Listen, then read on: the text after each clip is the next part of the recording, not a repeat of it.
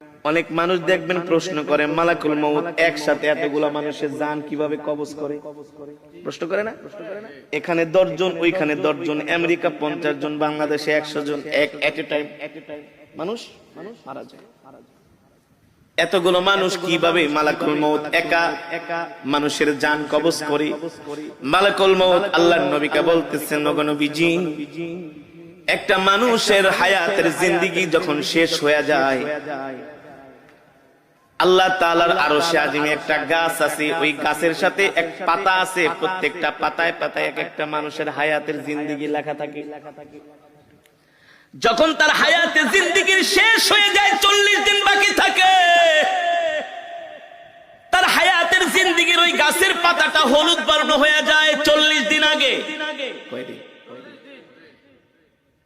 ওই বান্দাকে যে ফেরেশতার মাধ্যমে রিজিক দেওয়া হয়, ওই রিজিকওয়ালা ফেরেশতা 40 দিন আগে আয়েশা বইলা যায়, আল্লাহ তোমাকে 40 বছরের 50 বছরের জিন্দেগি দিয়া দুনিয়াতে পাঠাইছে, তোমার জন্য আল্লাহ যতটুকু রিজিক নির্ধারণ করছে, তোমার রিজিক খাওয়া শেষ, আর মাত্র 40 দিনের রিজিক বাকি আছে।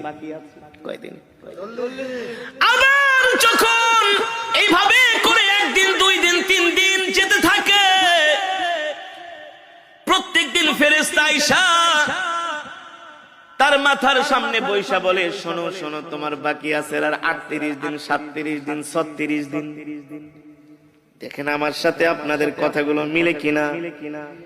যখন একটা মানুষ ইন্তেকাল করবে, তার 40 দিন আগেই দেখবেন তার কথাবার্তা সবকিছু একটা পরিবর্তন চলে আসে, খাওয়া দাওয়ায় পরিবর্তন চলে আসে, খেতে পারে না। যেই মানুষ আধা কেজি চাউলের ভাত খায়, 1 কেজি চাউলের ভাত খায়, আধা কেজি গরুর গোশত, 1 কেজি গরুর গোশত খেয়ে ফেলে, ওই মানুষ দেখবেন 1 মুঠো ভাতও খেতে পারে না। তার সামনে খাবার দিলে আর খাবার ভালো লাগে না। যেই মানুষ 1-2 গ্লাস দুধ খেয়ে ফেলতো, সেই মানুষকে চামিচ দিয়ে দুধ খাওয়ানো হয়।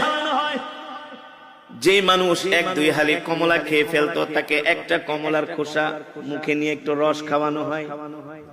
কারণ কি রে ভাই, কারণ কি? আল্লাহর নবী বলেন, আল্লাহ তাআলা তার জন্য যতটুকু রিজিক নির্ধারণ করেছিলেন, তার রিজিক শেষ, বাজেটে আর তার রিজিক নাই।